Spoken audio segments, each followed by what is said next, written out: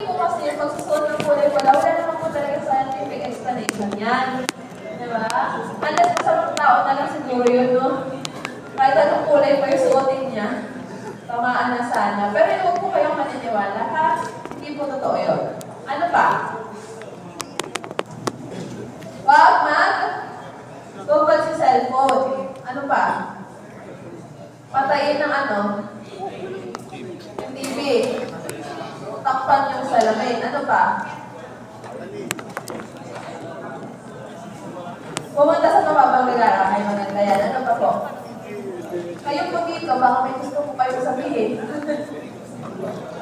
Natulog ba daw ako na kumikilal? Okay, so sabi nila, takpan yung mga salamin. Naniniwala po kayo? Bakit? Papasok sa bahay yung kitlan. Parang ganun po ba? Parang pumapasok sa bahay yung kitlan. Ano naman po kung mag-reflect sa loob ng bahay? Ano mangyayari? Sa ibang bansa, hindi naman siya pinapaniwalaan. Well, actually po, yung pagtatakip ng salamin, huwag din po kayo maniniwala doon kasi wala naman po yung scientific explanation yun. Regardless kung mag-reflect yan o hindi naman po kayo mapapahama. Okay? Ito, yung pagpapatay ng TV.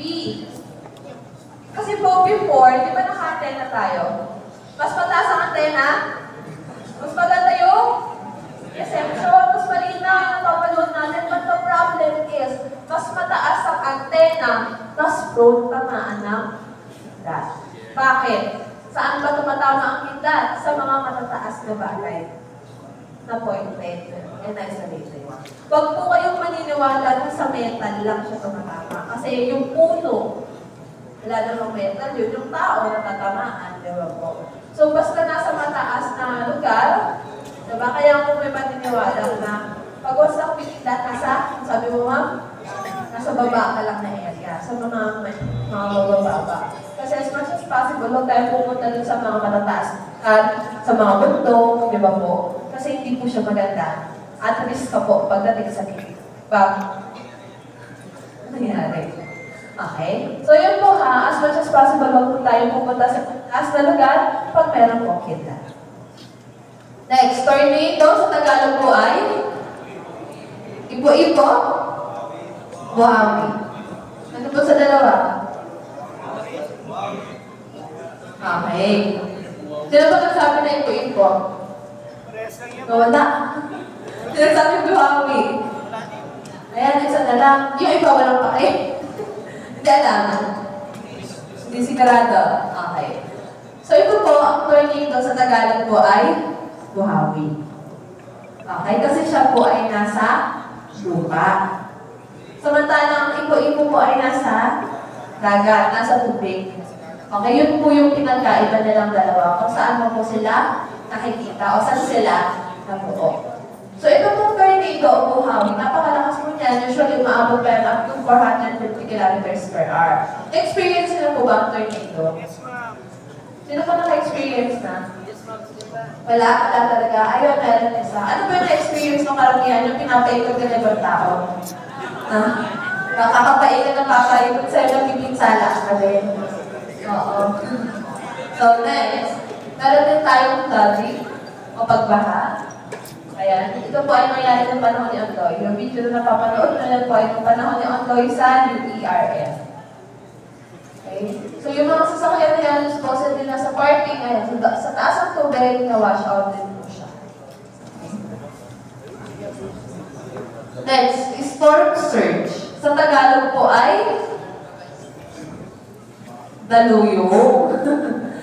Sa Tagalog po, ang storm surge ay daluyong. At ito po yung na-experience ng Tacloban yung panahon ni Yolanda. As you can see, nag-start po yung tubig na mababa. Tapos pataas siya ng pataas. Well, now, ano pong pinagkaiba ng tsunami at ng storm surge? Anyone?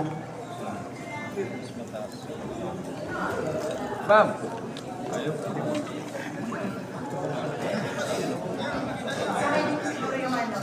Yung tsunami kasi from galing sa dagat is yung big mas yung surge parang Ito naman. Sige, thank you ma'am. Next. from like yung tsunami kasi is nakabasa siya kapag pumalit sa mga Yung structures yung bukso. basag na siya. Stores. Narinig niyo po ba? Hindi po. Meron pa pala, wait lang. Sige, ma'am. Yung tsunami, parang nag-interact siya kapag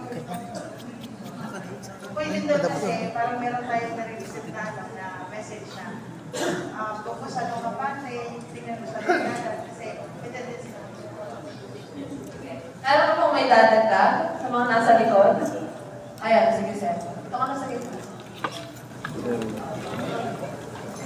Gaya mo yan, go. Yung sa tsunami, may siya sa ano, sa pag-movement ng tectonic plates. May yung sa storm surge cause niya yung ano, sa storm. Kasi storm surge nga po, no? Pero sa storm surge kasi may storm. Tirik, meron pa? O, dun sa pinakalikod. O, ito, sir. Tsunami kasi is tidal wave. Ilalim na dyan. Kapag sinabi ng kasama sa tectonic, pero actually, ang nakaroon niya ng landslide sa ilalim ng dagat. So, anong mangyayari? Pumunta yan, napakalaking landslide. Dahil nasa earthquake na nangyari sa dagat, kanya bababa yung tubig. O, babalik yan, balik na napakalaki. Dahil depende sa laki ng landslide doon sa pizza ng dagat. So, napaka-detailed na explanation ni Sir. Thank you so much. So, ano po ba talaga ang pinagkaiba ng tsunami at ng storm surge? Lahat po kayo ay may tama.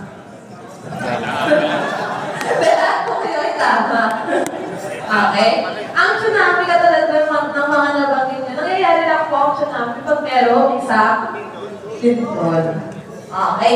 Anong cause na lindol? Tectonic plates. At pagka nalindol sa ilalim ng dagat, anong nangyayari? Madi-distort yung seabed. Katulad na sinabi ni Sir kanina, nagkakaroon na ng malahimuwang.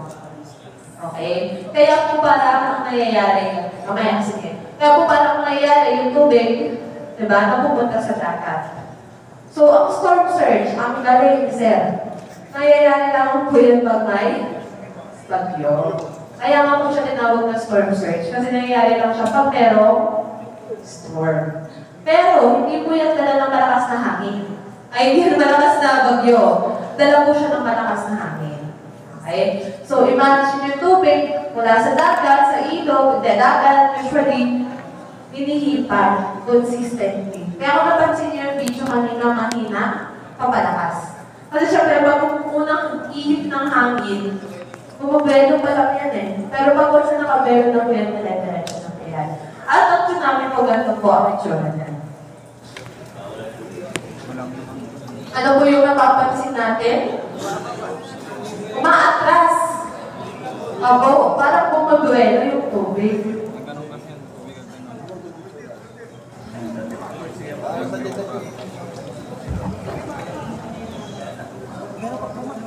Volunteer. Volunteer, mga pogi. Mga pogi. Hindi na stop dyan. Ayan, ito po yung sinasabi niyo kanina. Umatras yung tubig kasi nagkaroon mo ng parang muka sa seabed. Pero syempre, si Sir kanina, babalik din po yan, pero this time, mataas na. Ito po yung community. Ito po nangyari sa kanila. Lumubog, kawasak, Yung mga volcanic eruption, landslide, Okay, so yan po ang tsunami. At yan po ay dulot ng earthquake o kaya naman po ng volcanic eruption. Pag pumutok po ang vulkan, gumagalaw din po ang lupa. May tendency din po na magkaroon ng tsunami. Dito po sa Pilipinas, sabi natin nasa Pacific Ring of Fire po tayo, di ba po? Sa isang araw, alam niyo po ba na 20 times po tayo nililindol sa isang araw. Naramdaman niyo yung kanina? Hindi po. Ganyan lang kasi karamihan ng tao. Hindi nagpaparamdam na hindi ko pinapansin. Pero ganyan dito. Ay, umuugot sa Diba? Kaya yung lindol kanina, pag lima na yun, hindi niyo pa rin naramdaman. Pero, tama. So, 20 times po tayo nalilindol. At pagdating naman po sa ating mga vulkan, sa Pilipinas po, we have 300. Imagine niyo yung bansa natin, napakaliit, manong parang may isla pa lahat yan, maraming tubig. Pero 300 yung ating vulkan. Pero out of 300 na volcanoes, 24 lang po talaga yung atin. Okay? At the same time, sabi natin, yung climate change ay isa na rin sa mga tinitingnan natin panganib. Kasi kung mapapansin niyo po, noong mga around March or April, ano po ang heat index ng Pilipinas? Anong Quezon City? Ano yung pinakamataas? 46. Umabot po tayo ng 46. Take pa natin yung may lagnat. Kaya po? So, sobrang init. Nagkakaroon ng increase in temperature because of the climate change. At dahil mainit ang panahon, yung mga yelo, di ba po? Natutunaw na siya. Okay? Pag natunaw ang yelo, ano nangyayari? Sea level rise. Tumataas po yung tubig sa sky. So, nagkakaroon din tayo ng changes sa precipitation. Kumbaga, parang mas mabilis nag-evaporate yung tubig, mas mabilis na iipon sa kaulapan, mas mabilis babagsak. Kaya mapansin niyo po ang lalakas. Ang dami ng mga pagkakakulan. So, lahat po yan ay because of the climate change. Okay? So, lahat po ito natural hazard. So, ito po yung mga panganib, no, na ma-experience natin. Na hindi na natin kayang pigilan. Pero dapat natin paghandaan. Okay? Next, we have the man-made hazards. So, sabi ko nga, ang made hazards, ito po ay gawa ng tao, pero kaya-kaya natin yung pigilan. Sumunod, kaya pigilan o hindi? Kaya. Nakawan? Kaya. Aksidente sa kalsada? Kaya. Bahina ng bahina. Pollution? Kaya. Ito po nasa ilalim. Bombing, terrorism, civil disturbance? Kaya pa din. Diba po? So ito po yung mga panganib naman na kaya natin pigilan. Diba po? Kung hindi natin kayang pigilan, kahit pa paano, kaya natin i-prevent o ipaghandaan. Diba po? So pag once yung panganib, halimbawa, ito pong mga binanggit natin, panganib po ito, hazard. Pero ang tao may konsepto na pag bumagyo, pag lumindol, disaster siya agad. Tama po ba? Hindi po ang tawag natin pag may bagyo, disaster agad. Pag binabaha yung ibang tao, disaster agad. Disaster nga po patawag doon. Okay? Hindi po. Ang tawag natin doon ay panganib. Hazard pa lamang siya. Kailan po siya nagiging disaster? Pag itong mga panganib na ito, mapabagyo, pagbaha, lindol, landslide, storm surge, tsunami, at kung ano-ano pa, naka-apekto na sa ating mga tao. Sa paanong paraan? Marami na mamatay. Dapat marami na mamatay. Pangalawa, dapat marami na nasira. Pangatlo, dapat naapektuhan na yung ekonomiya. At pati yung environment po, nagkaroon na ng losses. Mga puno, di ba po, nagkaroon na ng mga epekto sa pananim ng tao. To the point na naging disrupt na yung araw-araw natin ginagawa. Di ba? Yung pagkagising mo ng umaga, ang pagkakapi ka, papasok ka sa trabaho, biglang hindi mo na siya nagawa ng panganib. So, kapala po nagkakaroon ng disaster. Okay? So, hindi palaging merong disaster. Kasi ang disaster nangyayari lang po pag may mga namatay na, o kaya yung isang panganib, mapapagyo yan, lindol o kung ano-ano pa, naka-apekto na sa isang. Kaya nga po, yun yung goal natin. Huwag magkaroon ng disaster. Kaya po meron tayong tinatawag na community disaster preparedness. Kasi po, kayo bilang parte ng isang komunidad, kapalito sa Eastwood o pag-uwi nyo sa inyong pong mga tahanan, parte kayo ng isang community. At kung alam nyo yung gagawin nyo, handa kayo, ano mo po yung panganib na ma-encounter natin. Sa tingin mo ba kung handa ka, isa ka ba doon sa mga tao kung mamatay? Most likely, hindi. Diba? Kung handa ka, masira man po yung bahay mo, diba? O kaya yung mga pananim, source of income mo, may pagkain ka kasi may gutom ka eh. May survival kit ka. Yan po. So yun po yung bagay na gusto natin iwasan. Yung pagkakaroon ng isang disaster. Kasi ang disaster nangyayari lang pag yung epekto ng isang hazard o panganib sa'yo, hindi mo na kaya. Anong usual na ginagawa ng tao o ng mga komunidad na LGU, nagtataas ng state of calamity. Pag nagtaas ng state of calamity ang isang lugar, ibig sabihin nakaranas na sila ng disaster. Pero hanggang hindi sila nagtataas ng state of calamity, ibig sabihin wala pang disaster kahit grabe na po yung epekto ng isang panganib sa kanila. Okay, so yan lang po ang gusto ko linawin. Hindi basta-basta nagkakaroon ng isang disaster.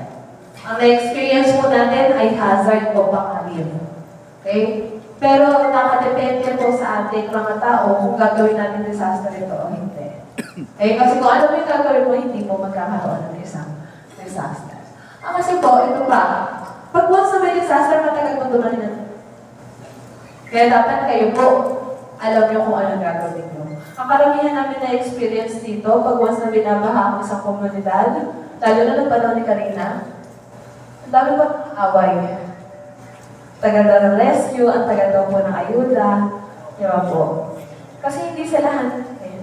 Pero sa tingin niyo po kung nung paghandaan nila yung bagyong Karina, hihingi pa po ba ng ayuda yan o mapaparescue pa po ba yan? Malamang hindi na kasi alam na po nila yung gagawin nila. Kaya napakahalaga po ng training na ito sa inyo. Hindi lang po dahil party kayo ng e-school, kayo po yung mga nagtatrabaho dito, pero part na bilang part ng inyong pong sariling pamilya. Kaya nga po community disaster preparedness ang tawag namin dito. Kasi lahat po tayo parte ng isang komunidad, parte tayo ng isang pamilya. Pagkaga po, kaligtasan ng bawat pamilya natin. Kaya po kayo nandito. Kasi kayo po yung magiging messenger, kumbaga, nung mga matututunan nyo sa inyo pong mga sariling pamilya. Kasi matagal po dumating ang tulong. Darating ang pagkakataon na pag may disaster, ikaw na lang mag-isa. Kaya dapat kahit ganun po yung nangyari, alam mo pa rin yung gagawin. Okay? Malinaw po ba? Okay. Ngayon pag-usapan natin, gagawin natin pag merong every year po, 19 to 20 na tropical cyclones yung pumapasok sa ating bansa. Pero sa 19 to 20 na to, 10 lamang po talaga yung naglalandfall. Nasaan pag yun na po tayo? Letter? Letter? Or G? G. Okay. So, marami pa tayo in-expect na bagyo. So, pag tayo po ay nakakaranas ng bagyo, kung mapapansin nyo, kinaklasify natin yan depende sa kanilang lakas. Pwede po ba kayo magbigay ng pangalan ng isang bagyo? Yung ano po, yung hindi totoo. Sara ng pangalan mo? Joey. Halimbawa po si Sir ay naging bagyo at ako ay naging bagyo Joey. Okay? Pag yung Joey ay less than 62 kph, tatapagin natin tropical depression, Joey. Pero lumakas. Lumakas yung bagyo at naging 62 to 88 kph na siya. Ngayon siya ay tatawagin tropical storm, Joey na. Ay, kaso lumakas ang ulit. At naging 88 to 170 kph. May tropical storm, Joey na siya. And lumakas pa ulit. At naging 180 to 184 kph na. Anong pangalan niya? Typhoon? Joey pa. Lumakas pa ulit. At mahigit 180H na siya. Ano nang pangalan niya? Super Typhoon? Joey na siya. Nasundan? Yung pangalan ng bagyo as is, same na Joey. Pero yung classification niya nagbabago depende sa kanyang bilis o kanyang lakas. So yun po yung classification ng isang bagyo. Pangalawa, nagtataas na po tayo ng warning signal. So, tropical cyclone wind signal. Signal number 1, 2, 3, 4, and 5. Kahapon, sabi po ng Pag-asa, ang Metro Manila ay signal number 1. May ulan? Onte. Mahina. Actually po sa QC, ay sa nasa Morato side po kami, ang init, may araw. Ano ba ibig sabihin nun? Sabi ng Pag-asa, signal number 1 tayo, pero walang ulan, onti lang. Pag signal number 1 ka, within 36 hours, tsaka mo may experience yung 39 to 61 kph na bagyo. Hindi po siya on the spot nandun. Bibigyan natin ng 36 hours yung bagyo bago po natin siya may experience. Okay? Ganun din, signal number 2, within 24 hours, tsaka mo may experience yung bagyo. Pag signal number 3, within 18 hours, tsaka mo siya may experience. Kaya minsan nagtataka kayo, nakataas na yung signal warning sa inyo, wala pa rin pong ulan. Wala pa rin yung bagyo. Kasi meron po tayong sinusunod na lead time. Kaya tingnan niyo po ngayon, makulimlim na. Baka mamayang gabi, tsaka pa-umulan. Diba po? Kasi 36 hours yung naantay natin oras. Malinaw po? Okay. Next, ito po yung mahalaga, yung ating heavy rainfall warning levels. Medyo technical yung pagkakasulat kasi meron sinulat na criteria. Pero ang gusto ko pong matutunan nyo dito, automatic naman yan, si DRRMC, nag-chat po sa inyo, di ba? Nag-detect sa inyo kung yellow alert, orange alert, o red alert na tayo. Pag sinabi po ni DRRMC na National Disaster Risk Reduction and Management Council na ang Metro Manila ay yellow alert. Ano po ibig sabihin doon? Ano po yung gagawin nyo o party nyo bilang taga Metro Manila? Monitoring. Monitoring, community awareness. Ang gusto kong sabihin ni NDRRMC, yun po, especially kung kayo ay bahaing lugar, monitor. Kasi baka bumaha. May malakas na pag-ulan, light to moderate rain, baka bumaha. Kaya kailangan nyo mag-monitor. Pero pag once na mas malakas pa yung ulan, dire-diretso po yan, mahabang oras na siya umuulan, possible na yung yellow alert maging orange alert. Pag sinabi po na NDRRMC na orange alert na po ang Metro Manila, kayo po ang gagawin nyo, preparation. Anong kailangan i-prepare? Mga gamit. Okay?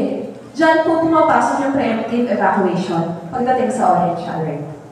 Okay? Kasi hinahanda na natin yung mga tao, especially pag nasa flood-prone communities po kayo nakatira na flooding is threatening na. Talagang babaha na po. So huwag nyo nang antayin tumaas yung tubig bago kayo lumikas. Kaya po sinasabi na preparation. Okay, pag yellow alert, ano gagawin? Ano po? Monitor. Pag orange alert, preparation. Pag red alert, evacuation. Dito po pumapasok yung first evacuation during the red alert. Okay, ito na po yung sabihin nito, sobrang lakas na talaga ng ulan at kung sakali may baha na baka hanggang daig nyo na. Di ba po? Sobrang taas na po ng tubig, ibig sabihin. So yan po yung high rainfall alert levels and dapat alam nyo kung ano gagawin per alert level. Yellow alert, monitoring, o monitor, community awareness, orange alert, preparation, red alert, high evacuation. Okay, ano perfecto ng tropical cyclone? Siyempre, malakas ang pag-ulan. Pag may tugyo, may malakas na pag-ulan. Ano yung nangyayari sa ating mga ilog? Umaapaw. Sa creek, umaapaw. Sa dams. Diba? Yung iba nagpapangawala ng tubig. So, technically, nagkakaroon ng pag-baha. Andiyan yung strong winds, malakas na hangin. Kaya karamihan pag hindi mag-ayos na pagkakagawa ng bahay, yung bubungan doon sa kapitbahay. Nalipad na. Diba ba? And destruction of houses. Masisira yung mga bahay pag meron malakas na bagyo. Okay? So ano yung gagawin po ninyo? Unang-unang participate and join seminars na tulad nito. Kasi dito tinuturo konsepto.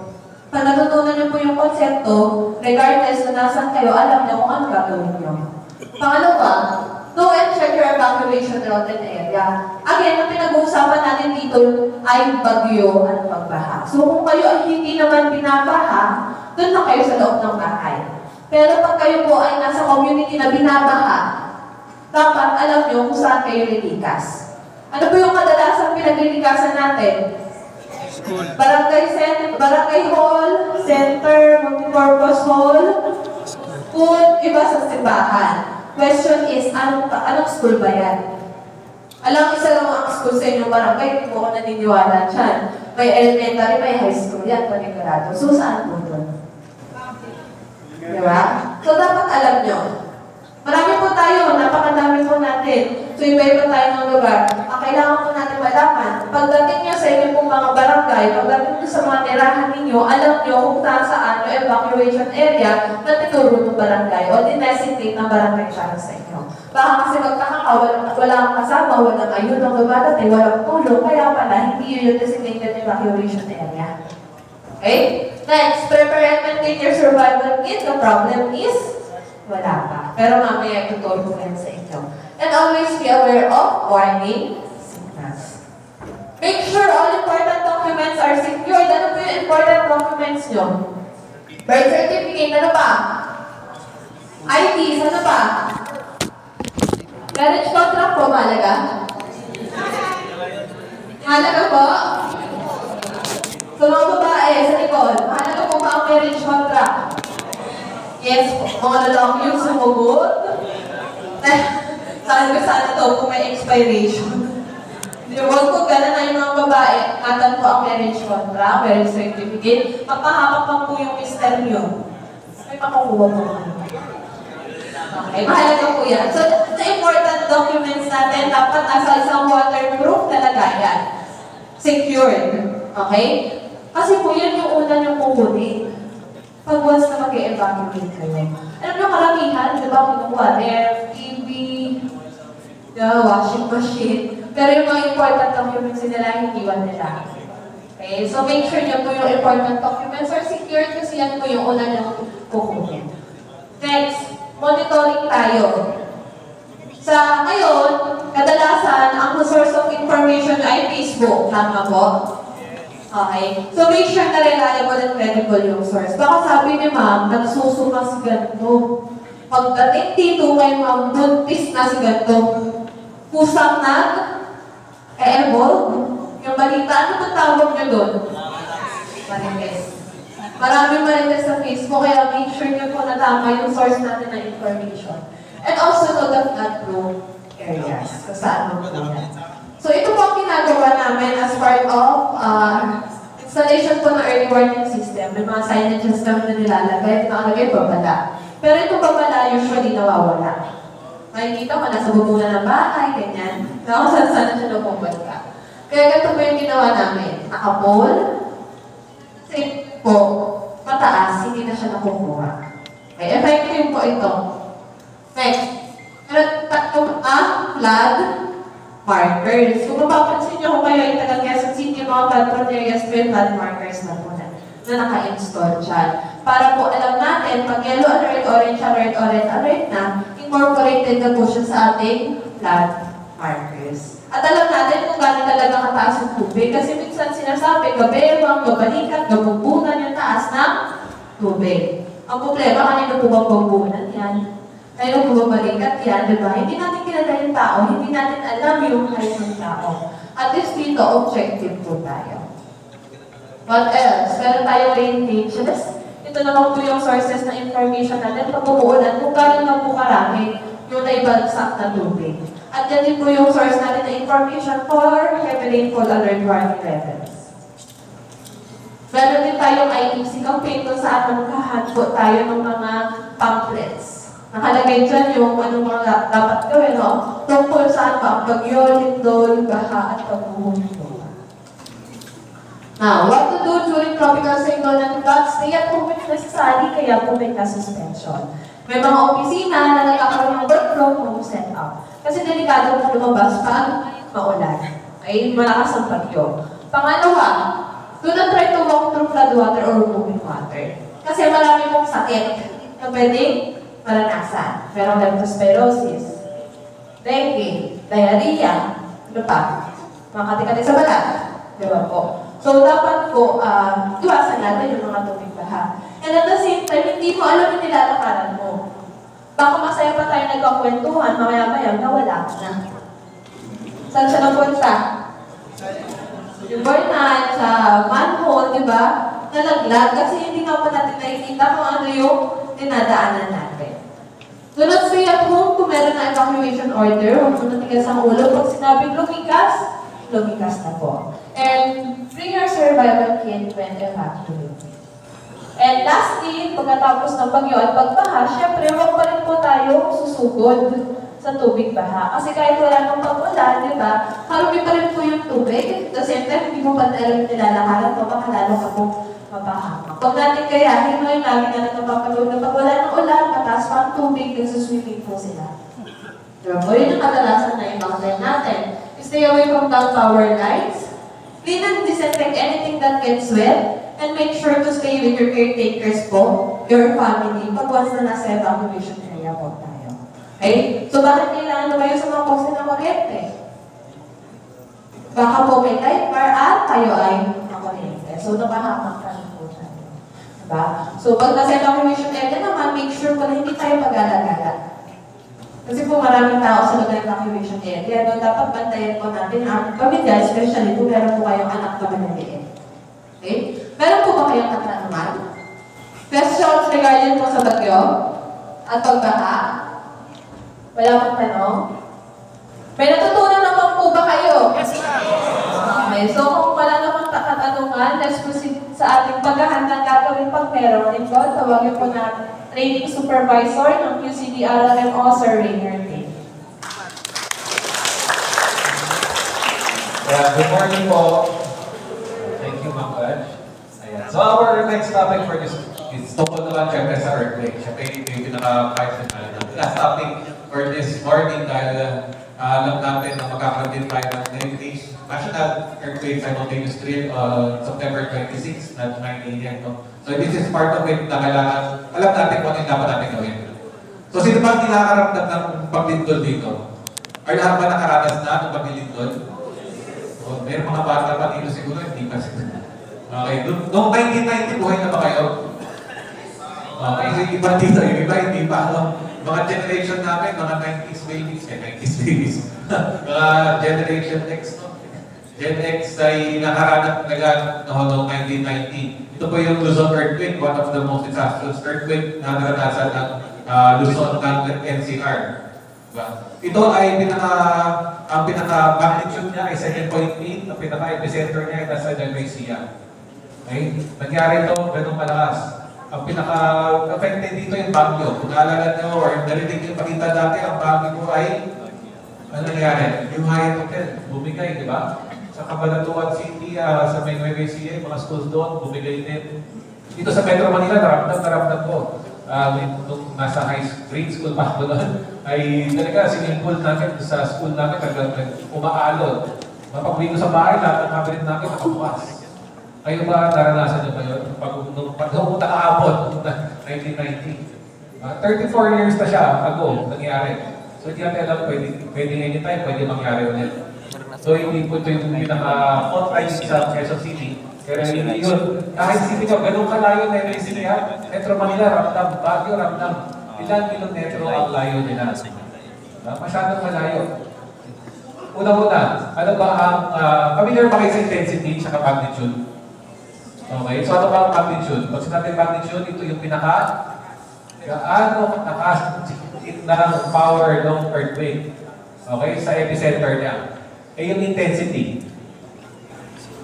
Gano'ng kalakas po. Saan po natin mag-base ang intensity?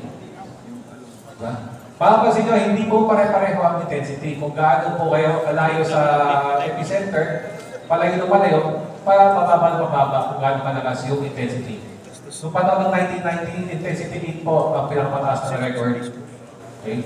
Intensity 8. Dito, wala nakasulat eh. Wala, nag-search kami, wala akong makita. Pero ramdam ko at that time siguro na sa intensity 5 or 6 dito sa Metro Manila.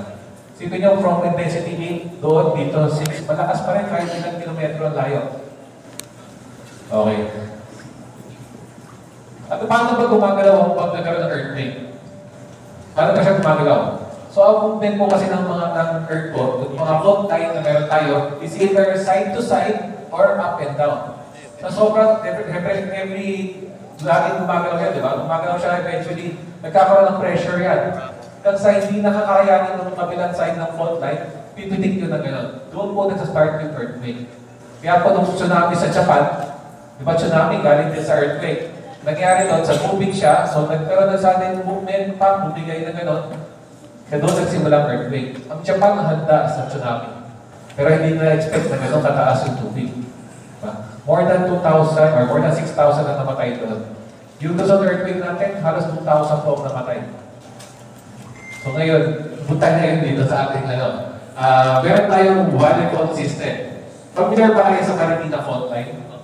Narinig ko ba yun? Hanggang ngayon, meron pa rin? Okay. Okay, so para naman, mga lumang inabasa. Wala na po ngayon Marikina fault line, binago na po siya pangalan niya. Yes, nag-complain si Marikina. Bakit Marikina lang? Sabi niya, it's not our fault.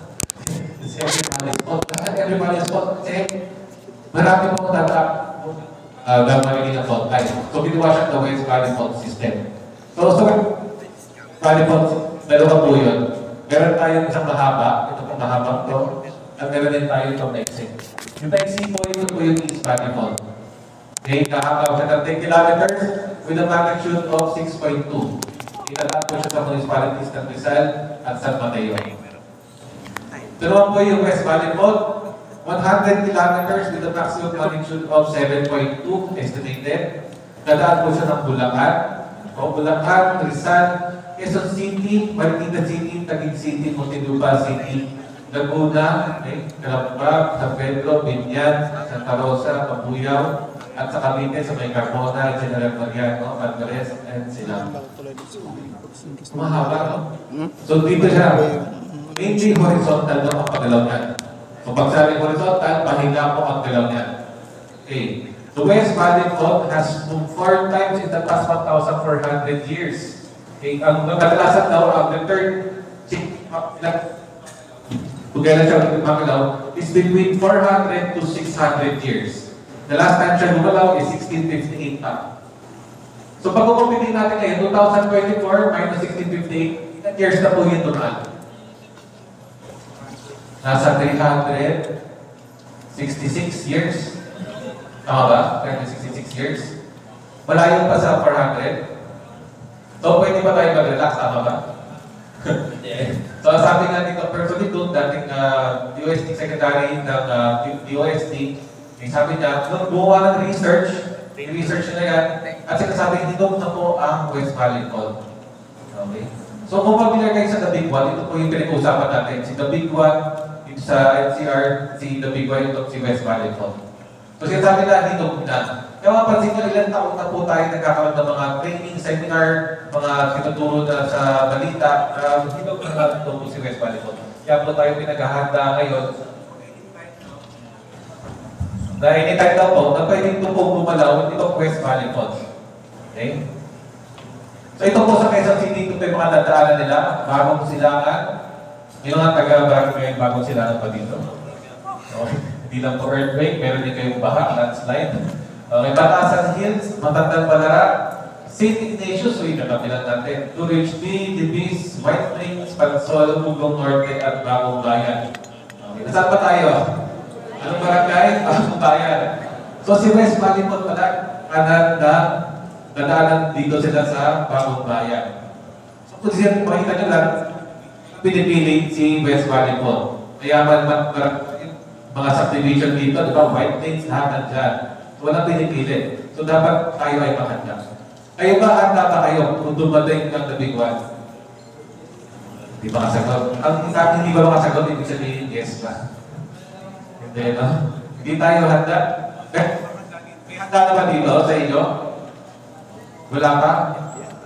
Pero nag-prepare din tayo. Kayo ba nag-prepare? Okay, no? So kami po sa Quezon City, nagtayo tayo sa Quezon City, nagtayo po kami ng mga buhon. No? Itong mga buhon ay mga semento na nakabaon. Kung makita niyo sa mga kalsada, ito po yung pinakasaan nakadaan ng West Valley Fault. Ayan. Pinarkahan po namin.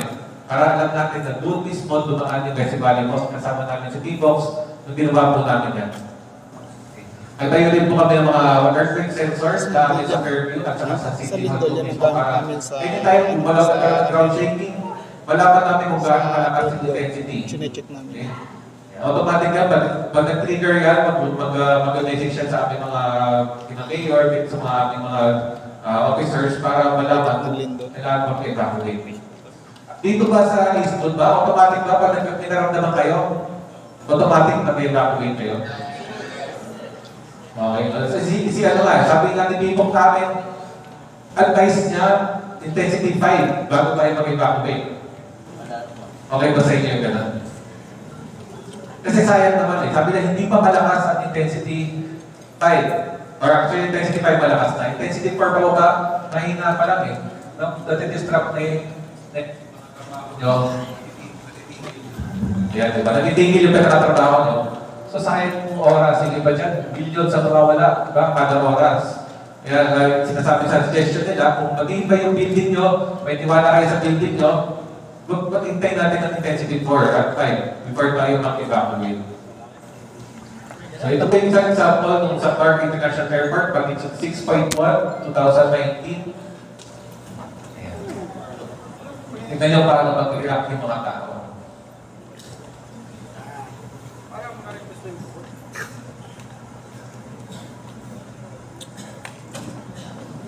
Ito mo.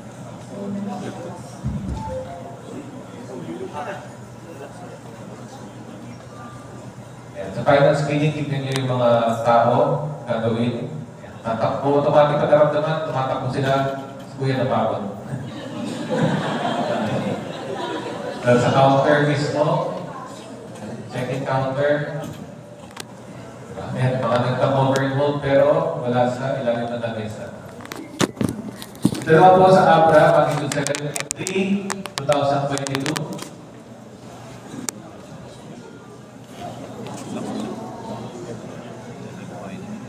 Iniiwan ba sa loob?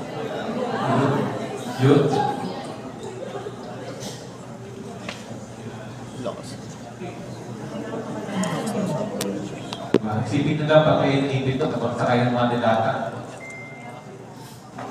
Okay, lastly, meron tayo dito sa Ecuador, magnitude 7.8, 2016.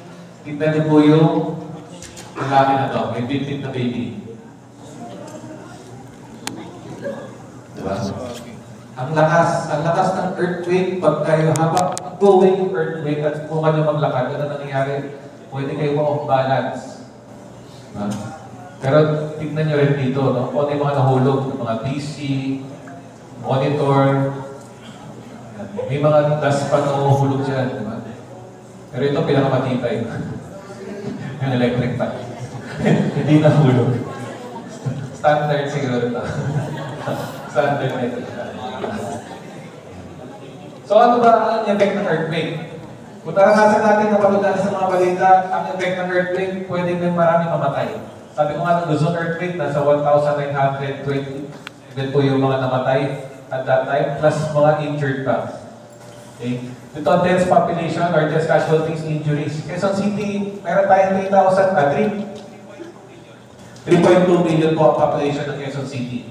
Pag ito po ay lumalaw, siyempre sabihin nyo dito, high-rise, marami tayong mga schools dito, pag nagkaroon ng earthquake, marami ma-affect. Magkakaroon ng mga property damages, disruption, disturbance of human life activities. Yung mga trabaho na hindi kayo makapasok, iniisip nyo yung mga kapamilya nyo. Diba? Nasaan kaya anak mo? Kamusta kaya asawa ko? Then, destabilize the government, economy, and social structures of the country. Kung ganyan mga property damages, sa tingin nyo, ano mga pwede masira dyan? Mga building, especially yung mga lumang buildings, mga bahay, pwede masira.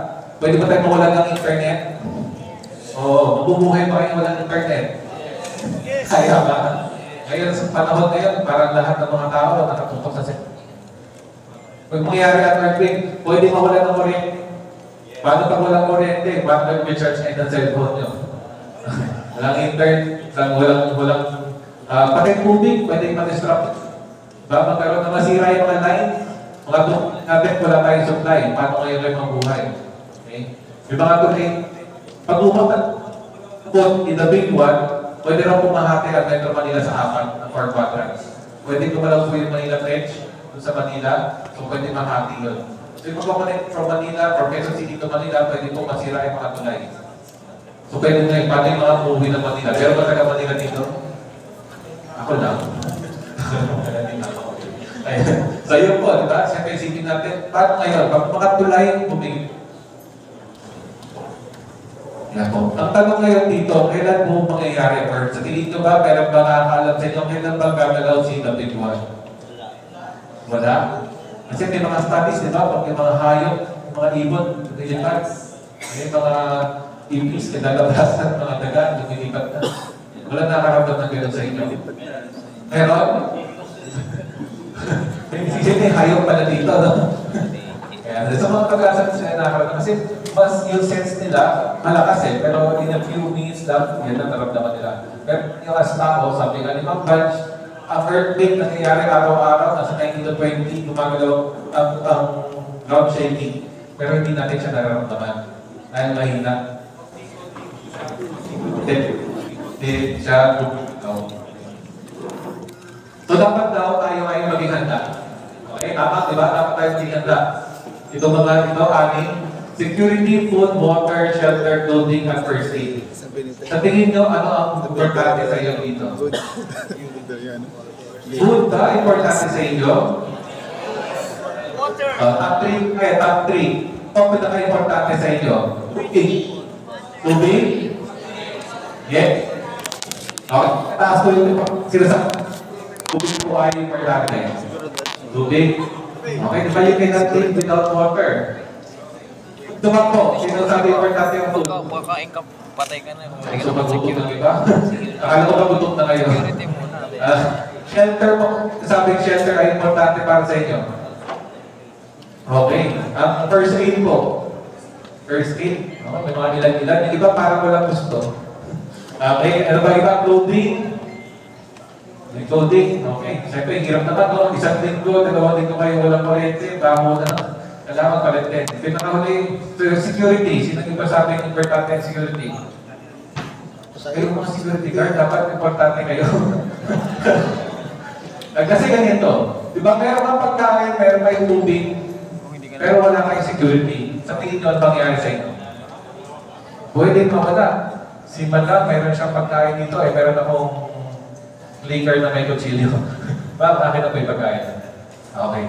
Bakit dinarinig? Pero yun, for example, may food kayo, naiintindihan mo kayo na yung sinasabi ko. Kung may pagkain kayo, may tubig kayo, pero kung wala kayong security, pwede yung maagaw sa inyo. Parang yung ex ko lang. May pumunta ka rin. May salamat. Siyempre, as our practice, para paghahanda natin, kailangan magulong tayo ng drill. So, kailangan mag-organize tayo natin DCG or Disaster Control Group. Sa mga opisina nyo dapat meron tayo mga sariling grupo. So, ano ba yung mga grupo na yan? Mag-discuss natin. Okay? So, kailangan may tayo as chairman, meron tayong vice chair, meron tayong security team, supply team, transportation team, communication, at operations natin, si warning team, evacuation, fire brigade, damage control, search and rescue team, and medical team. Okay. Kung baga sa loob pa lang ng opisina natin, dapat meron tayong team na ganito para hindi na po kailangan or yung team nila na kailangan pa umakyat. From your area pa lang, kaya nang i-handle. Kung meron kayong mga injured victim, meron kayong may taga-alert, may taga-tawag. So dito pa lang sa Eastwood, pero pag sino naka-evaluate na ako dito ng drill, nakikita ko, active naman po si Isaiah sa Eastwood pa nagkakontakt ng drill. Ang daming mga participants from your, sa inyo, sa community dito sa Eastwood, na talaga nagpa-participate. So kaya po natin ginagawa yung drill na to, syempre muscle memory, para alam nyo, pag bukas na gumalaw yung ground shaking, alam natin saan tayo pupunta. Dahil syempre, pag nagkaroon ng earthquake, ano kasunod ng earthquake? Aftershock, tama siya, no? Pwede magkaroon ng aftershock. Kung sa unang earthquake, hindi pa bumibigay ang building, pwede sa aftershock, pwede bumigay. Sa unang earthquake pa lang, nagkaroon lang ng mga alamat. Baka natin kailangan mag-evacuate. Para kung dumating man yung aftershock, bumigay yung building, hindi tayo madami lang. Okay? So again, ito, meron kayong mga assembly area. Ayan, naikot na po lahat ng mga evacuation area dito. Nihuwag po na namin nila survey area, hindi ko namin kung saan kayo dapat mag-pesto. So hindi pa nakakaalam kung saan sila dapat mag-evacuate. So lahat naman po ay alam kung saan kayo dapat pumunta. Napansin ko, maganda ang sistema dito, may nag-guide sa mga evacuees kung saan dapat sila pumunta. Good. So establish ang alarm system. Kaya kung narinig na yung alarm, yan, mag-signify yan na dapat na tayo mag-evacuate. Then, pan-hour yun. Pag nagkaroon ng earthquake, tandaan ko, during the earthquake, ground shaking, wala pong maglalakad, walang tatakbo. mag-dump over and hold po tayo. Tama? Mag-dump over and hold. Practice natin yun. Alamin din sa kanyang office saan may mga safe spots. So tulad doon sa video, saan daw hindi safe? Sa loob ng grocery. Sa mga cabinet na hindi po nakadikit sa pader. May mga nakasayo lang dyan, pwede mabagsak sa atin, yung mga bibigat na bagay, yung mga trophy na pwede bumagsak sa ulo nyo. Okay, yun po yung mga iiwasan natin. Mga pintuan na puro salamin, pag nagkaroon ng earthquake, pwedeng mabasag yan. Pwedeng tumama sa inyo, pwedeng magkaroon ng pressure, lumipad. Okay, so saan ang safe ba sa bahay, sa office nyo? Saan ba ang safe spot? Sa ilalim ng lamesa, di ba? Tap overload, ano pa? Sa ilalim ng upuan, kung magkasya po kayo. Tandaan, pag nag-tap overload, hindi lang po tayo papasok. Yun ang nakalabas ng kwek nyo, ha? Dapat po yung buong katawan nyo yung nakapasok sa loob. Mamaya, baka magpasok doon sa ano, may mga benta pa kayo, mga chicheria. Kaya pa kayo sa office. Yung nag-benta pa. Okay, drop over and hold on. Tandaan nyo, hold on. Nakita niyo yung mga tables, pwede siyang umusok. Okay? So, kumbaga, lamesa na lang, iiwan ka pa. Tingin mo, wala na. So, syempre, nag-assemble tayo sa labas. After the cover hold, 1 minute, evacuate in an orderly manner. Okay, so umagay na ba kayo? Umawak pa kayo sa ulo nyo? So, nag-evacuate? Yes! Okay, so tandaan nyo, hindi naman po kailangan tayo ay maghawak pa sa ulo, hindi pa dito lang sa balikat, sa leg. Bakit ba mataas yung kamay? May idea ba kayo bakit dito? Para pag bumagsak daw sa ulo, hindi mauktot, mapupul. Isipin nyo, kung semento yung mahulog sa ulo nyo, may kamay kayo dito. Buhay pa ba kayo? Okay. So, kaya po nila pinapalagay dito yan para po maiwasan natin yung pagtutulak. Okay? Hindi iwasan yan para maiwasan natin magkaroon ng stampede. Kasi pag nandito yung kamay, syempre, tulak yan at mamatay. Pwede magkaroon ng stampede. Maraming pwede mas mamatay. Hindi dahil sa earthquake. Hindi dahil sa earthquake. Hindi dahil pa sa stampede. Doon nung pa namatay mga tao, nakapakan sila, di makahinga. Yes. Okay? So before tayo bumalik, after the earthquake, huwag kalimutan, kailangan kayo mga mag-check. Check na yun sa building, kung okay na bang bumalik sa building before kayo pabalikin. Dahil inaanosuhan po yan ng mga stater, yung mga team nila, na kung safe na po bumalik, tsaka po doon sa evacuation area, tsaka na po kayo pinapabalik. Ayan. So the incident commander of the DCG shall announce the termination of the evacuation. At this point, employees can safely return to their respective workplace. So, pag after the earthquake, again, stay in open spaces. Tatandaan nyo, pag bagyo, pwede tayo sa mga evacuation decks sa mga schools, churches, ano ba, mga basketball court, barangays, center, or sa mga centers yung kung ginagawa ng evacuation center. Pero pagdating sa earthquake, kailangan open. Open air na po tayo. Listen to battery-operated radios. Okay, meron pa ba kayong mga battery-operated radios? Wala na, no? Hindi na uso. Cellphone na talaga ngayon, Spotify. Kung may balita ko sa Spotify, wala na. Ayan. So use the telephone only for emergency calls. Siguro dati talagang mahirap mag-call. Diba? Party line, bulletin party line. Mga panahon ng text, diba? Nag-message field dahil sobrang dami ng pinag nagsisend. Pero may marami na mga networks. I guess, mas kaya i-accommodate na yun. Then, if you're trapped, do not move up or pick up tasks. Nakulong kayo sa loob ng office nyo, di ba? May mga, sabi ko, may mga particles yan na uhulog. Huwag yung sipahin, di ba? Pag na-trap kayo, paano pala kayo hihingi ng tulong? Pag na-trap kayo sa loob ng building, at paano kayo hihingi ng tulong? Kaya, nasa pala, pag-iingay po kayo? Okay. May mga whistle po ba kayo? Maraya ron, may mga security, may whistle talaga yan. Ito yung mga wala. Paano kayo hihingi ng tulong? Okay? Siyempre, kung nag-collapse structure na iwan kayo sa ilalim, sisigaw mo ba kayo? Hindi kayo sisigaw ng tulong. Ang gagawin mo natin? Mag-iingay. Okay, pwede tayo mag-iingay. Paano tayo buwan ng ingay? Sigaw pa rin, no? Okay, pero kung meron kayo makita mga bakal, di ba? May mga barya kayang susi, pwede kong itap yan na gano'n para marinig kayo. Hindi po pwedeng sigaw tayo ng sigaw, o ubusan kayo ng hininga, plus yung pollution, yung mga particles, pwede niyong malanghap, matutuyo yung lalamunan. at hindi kada doon pa kayo mamamatay. Diba? Kaya yun po, iwasan natin at least meron tayong mga alam na gagawin. Ayan. So may question po ba regarding sa earthquake? May tanong po ba? Wala? Wala naman. So tingnan tayo. So last, ito pa yung last.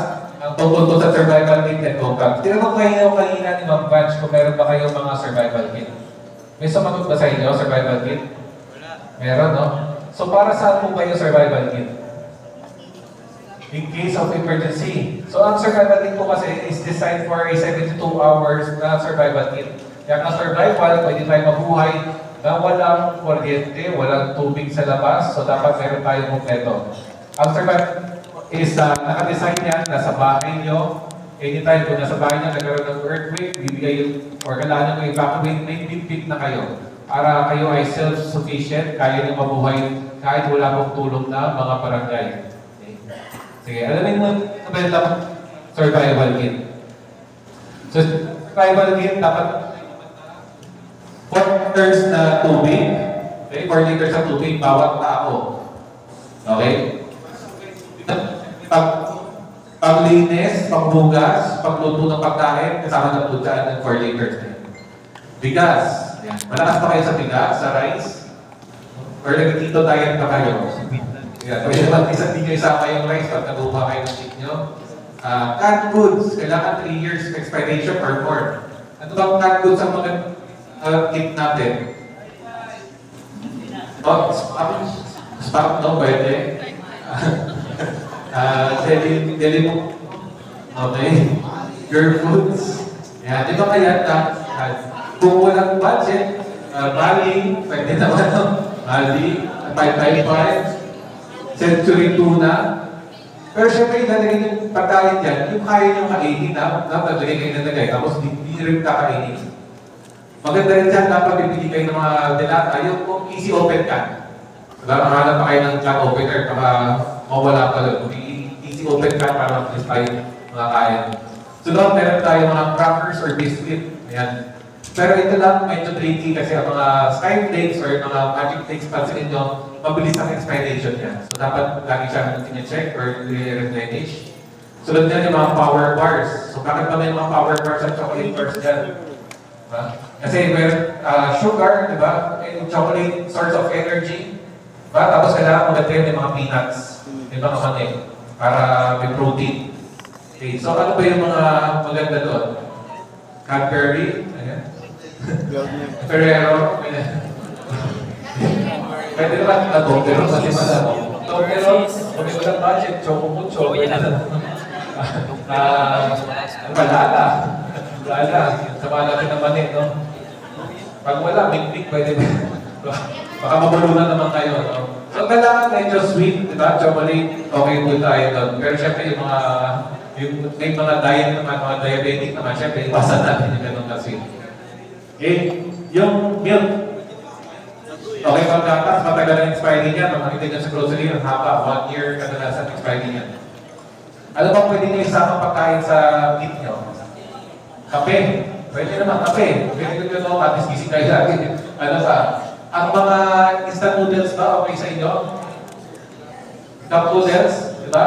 Maganda yun. Paano kung wala kayong pang-init? Pwede bang kainin yung noodles na dehydrated? Nasubukan niyo na po? Pwede, di ba? Pwede. Actually, ako po ay isang food technologist. Graduate po ng food technologist. Yung ginagawa namin dati, nag-ikot kami sa mga planta. Sa thesis namin, pinuntahan namin yan. After ng conveyor, pinatuyo yan, pinatingin sa amin, dehydrated. Pwede kainin. Tapos yung mga seasoning, no?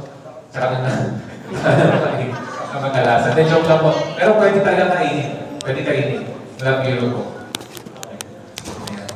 Tools and equipment na pwede natin ihanda sa ating survival kit. Pwede natin ng tali. Para saan yung tali? Hindi mo magbigyan. Para pag kailangan natin maglagay ng tent, mag-makeshift tayo, pwede natin ng mga tarpaulin or mga boundaries natin, pwede natin lagyan ng tali. Kung bahay nyo, bumigay, pero ngayong harapan na safe space kayo, may garden kayo, may garden. Ayan, lagyan natin ng mga tali para may boundaries na tayo, masecure na natin. Thermal blanket, pwede rin ang plastic bag, hygiene kit. Okay, yan mga kailangan natin kasama doon. Markers, duct tape, pen and paper, candles. Siyempre, samahan na rin ng lighter at posporo or posporo. Toys, bakit may toys doon? Bakit may laruan? Para sa mga bata, kung may mga anak kayo, kahit wala kayong anak, kung meron kayong stuff toy na iwan. Isang area po kayo, pwede natin siyang pahiram para hindi po matrauma yung mga bata. At least meron silang ano na sila, nasa outing lang, no? At least nilibang po sila para hindi matrauma. Here we have yung knife. Okay, wag po yung malalaking kutsilyo, wag po yung dala ng jungle bolo. Kahit mga pocket knife lang po, pag yung panlupo lang po dadalhin natin. Whistle. Okay, buti pa lang mga security guard, kahit saan nagpunta, may madalang mga pito. Okay, flashlight. Ayan. Flashlight, meron pa rin mga flashlight. Kung puro cellphone pa rin ang flashlight nyo. Ang power bank again, ang cellphone, tumatagal na ng isang buong araw ang cellphone nyo. Kasi di ba kadalasan, wala pang isang araw, kailangan na mag-charge. Okay, kailangan meron tayong hibalay. Then, AM/FM operated, battery-operated radio. First aid kit, siyempre, kailangan sabi natin, importante ang first aid kit, mag-rainbow tayo ng band-aid. Okay, betadine. Okay, yung antiseptic, huwag po yung feminine wash, saka yung oral wash. Alcohol, scissors, sterile gauze, dalilan sa waterproof container. Kahit ang earthquake, pwedeng sumabay yung bagyo. Pwede sabay-sabay yung mangyari. So, anytime para safe yung mga gamit natin. Cotton, okay, thermometer, distinct thermometer, stethoscope, ito yung po yung Lagyan mo na? Kung ano kayo ng pang-BP, okay din. Thermal blanket, face mask, lagay na natin. Okay, lahat ng dinamit ko regarding sa survival kit, pwede nyo dagdagan, pwede nyo bawasan. Sa tingin nyo kung ano yung pwedeng applicable sa inyo, kaya ng budget nyo, hindi nyo bubuhay natin. Para pag dumating yung the big one or ibang disaster na kailangan nyo lumikas sa inyong area, meron kayong bit-bit. Hindi nyo kailangan umasa sa mga barangay, sa mga politician para mabigyan kayo ng pagkain. Kahit sa may harap ng bahay nyo, doon nyo dalhin yung mga gamit. Okay. Kung yung tribal kit is good for 24 hours, 72 hours, ito pong bubag, para saan naman to? Madam, meron doon sa mga bubag. Okay? So yung bubag is designed for everyday use. Or anytime na pwede nyo mangyari. Kaya on the go lagi. Opisina nyo, para anytime kung naipit kayo dito, nagkaroon ng bagyo, hindi kayo makauwi, meron kayong tubig. Diba? Meron kayong chocolate bars, pero huwag yung araw-araw. Pwede naman araw-araw, i-reveal nyo yung bubag nyo kasi lagi nyo kailangan. Diba? Minsan, during sa habagat, baha, hindi kayo makadiretso doon sa pupuntahan nyo. Stranded kayo ngayon. At least meron kayo power bars. Diba? May chocolate bars kayo at may tubig. Yan lang lagi nyo tatandaan. Mura lang to. Pwede kayo magbuo ng isang bubag. Baka mas mura pa yan sa isang makeup kit. Mahal ba mga makeup kit, no? Mga babae? Mahal ba? Yan daan din po yan. So ito, isipin nyo magkano lang ang whistle. 20 pesos. Power bars, mga 25 pesos o 30 pesos. Chocolate bars, gano'n din. Flashlight, hindi naman kailangan ng mga hali ng flashlight. Lahat yung mga flashlight, hindi naman po kailangan. Bottled water, magkano lang din. Benzene, first aid kit. Yung alam nyo lang at paano gamitin. Yun po yung mga importante. Huwag kalimutan yung mga gamot, mga medication nyo, maintenance. Siyempre, pasok na rin po doon. Ngayon, siyempre, hindi pa rin po sinasabing tayo ay COVID-free. So, face mask is very important pa rin. Kahit anong sakit kayo makasaluhan natin na ibang tao. So, face mask pagkaroon ng disaster. Important ito. May katanungan po ba? Mga na-discuss po ni Mang Bart at saka sa akin ko sa earthquake ating go bags. Yes po, sir.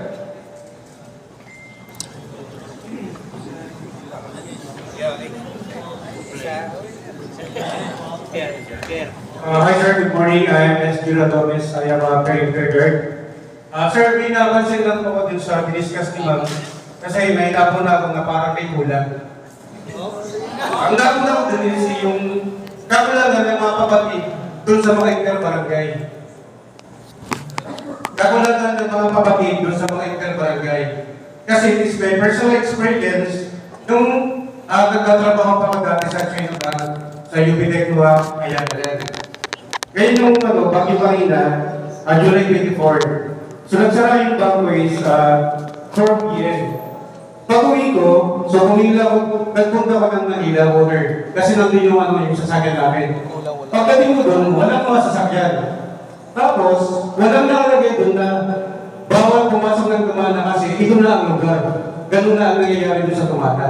So napansin ko na parang walang nagsasabi, walang nag-inform, walang nagpapapatid na sa oras na ito, sa araw na ito, is bawal pumasok ang mga passenger para hindi sila madisgrasya. So napunta po na ako na may kulang ang barangay sa pagpapapati sa mga residente kahit na hindi residente ng Pansol. Kasi ako nag-barangay Tumana, sumasakay kami sa barangay Pansol papuntang Tumana. So napunta ako na kulang ang barangay ng mga papati para sa mga tao na natawid sana o pauwi ng bahay. Maraming salamat, sir. Dumagal sir, no?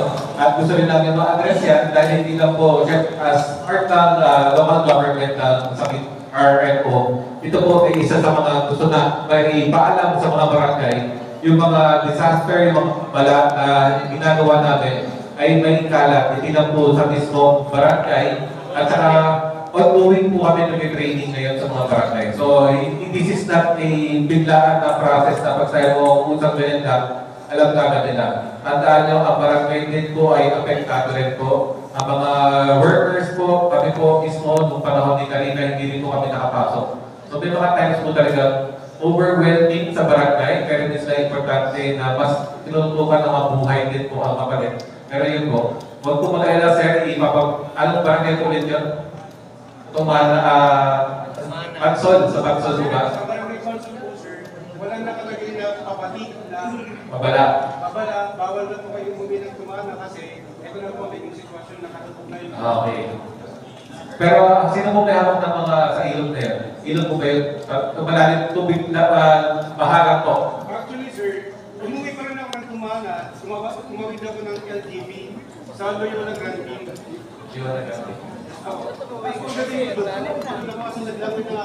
Pinagawin nyo na lang, sir. Buti hindi kayo nagkasakit. Wala na ba ang ganito, sir? Over. Ano namin yung bang nasa? Parang nung wala kayo ng city. Dahil sa Lumaway. dahil sa pakot ko sa paglalakad, medyo nagkawin na tapos yung COVID malamig. Medyo delikado po yun, no, sir? Wala tayong mga safety lines, no? May kasama rin po kayo. May kabati kayo ng city. May kabati naman, sir, kaya yung sa akin kasi, yung parang sa taas na walang papatid, doon na rin yung ako. Okay. So yun po, kailangan kung mga minsan may mga instances na kayo ay matakap sa isang lugar, gawin na natin is tumawag po tayo sa emergency number. Pwede isa po yun, isa yun sa pwede nyo gawin. Alam nyo ba yung hotline sa Quezon City? 122, sir. 122. Okay, 122 mo tayo at lahat sa Quezon City. 122 direct line po yun. Pwede po kayo tumawag cellphone kahit wala pa kayong loan. 02122. Pwede kayo tumawag para humingi ng assistance. Sila na po mismo tatawag sa barangay kung mga kailangan nyo. Kasi mula po ng center ng Quezon City yan. Pag wala kayo sa Quezon City, pwede pa rin tumawag sa 911. Pwede pa active naman po yun. Si 911 na lang kasi tumatawag pa kayo kay 122. Kung pag-emergency, buhay mapalit, maganda na dumayan siya na tayo kay 122 para sila na magbigay kung na ito siya dapat ipasok. So, to answer your question, sir, yun po. Kung yun na i-part din naman yung hindi na 1-1 disaster preparedness sa mga barangay. So, kasama po yun dito lang sa Quezon City. Hazard mapping sa kanilang mga barangay. So, yun din po ay i-assure namin po, sir, na nagawin po namin sa mga barangay. Thank you po, sir. Any more questions? Additional ba? Okay. Additional po questions? Po. Ano po tanong na, sir? Wala po kong pera. Napansin kulangan ng pag-update ng suspension kung may papating na bagyo. Sa tulad sa mga estudyante, kung kailan nandun sa school, bigla na sila mag-suspended ng klase kung kailan nandun na sa school. Kung kailan wala namang pasok, dun walang bagyo. Kung kailan sa school na, dun sila mag-suspended. Walang di-updated na yung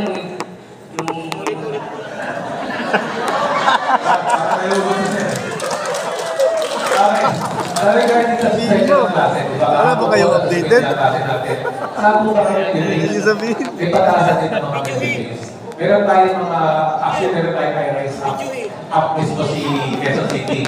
May software po tayo na Wala ba kayo? ilan hours, ilan days, malalaking talaga simulan. Kung mapansin yung bagyong Enteng. Bagyong Enteng, di ba? Doon sa namin, expected natin Thursday, Friday, mas malakas simulan. Pero mas magandang handa tayo kaysa sa di dumating or natin parang naman kaysa yung pinauwi na or nagsuspending tayo or pumasok tayo na may bagyo. Pero to address your question, sir. Bakit late?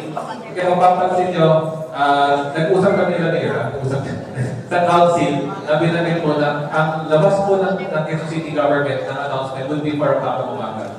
So, na-advise namin ang mga magulang po kayo to check the website sa Facebook.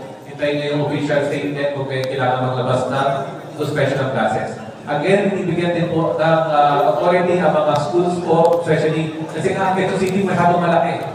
Masyadong malaki Quezon City, may ibang parte, binabag yun, may parte na hindi. So, ang nangyayari dito, binibigyan po ng authority si barangay, si principal, na pag sila po mismo mag-declare na kung walang pasok sa kanila. Kasi hindi namin po, mahirap po i-monitor yung buong Quezon City sa lawak po ng Quezon City. Kaya po, may additional po yun regarding sa suspension. Wala naman po. Ayun. So basically yun po, wag po kayo kailang araw-araw po kami ng monitor, 24/7 po kami ng monitor sa Baguio. Ginagawa po namin ang paraan. Siyempre kami po mismo, siyempre ayaw rin namin pumasok kung may bagyo. Nakabalik sa peligro po namin. Again, pero kami may disaster. May bagyo man, wala. Pumapasok po kami. Wala kami po ang team, however. Diba? Lahat suspended na, pero however, yung mga nasa service sa Quezon City, nagbibigay ng service sa tao, ay kailangan pumasok pa rin tulad doon sa amin. Kaya huwag ko yung inaayos pa muna. Nilinaw din po talaga ni na Mayor with coordination with the council members na paano gagawin yung mas maayos na paraan. Okay. So, medyo mahirap na talaga mag-predict ang bagyo. Diba? Parating yung bagyo malakas, pero pagdating dito mahina naman.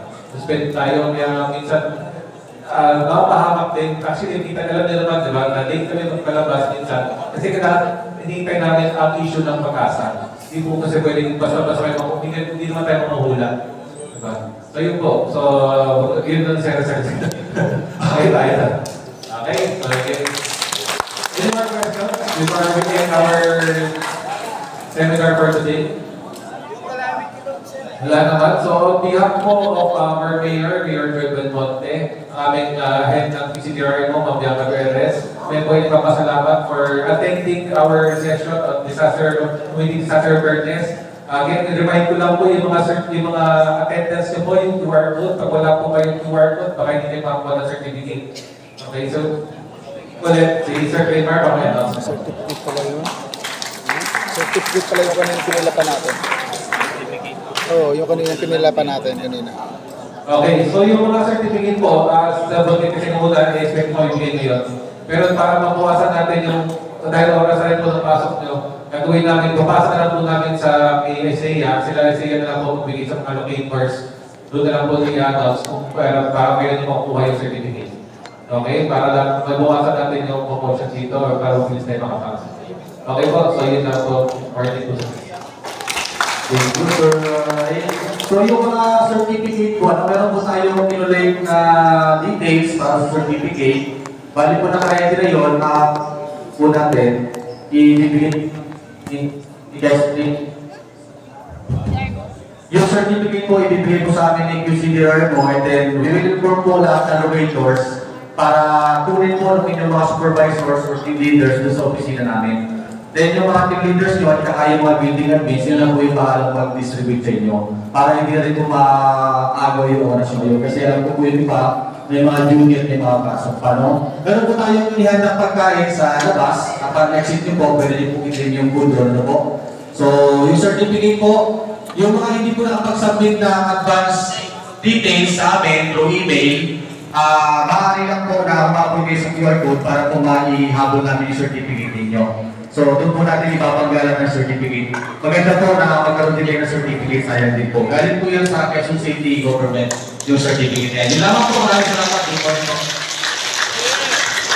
Ingat po tayo. Thank you po sa lahat.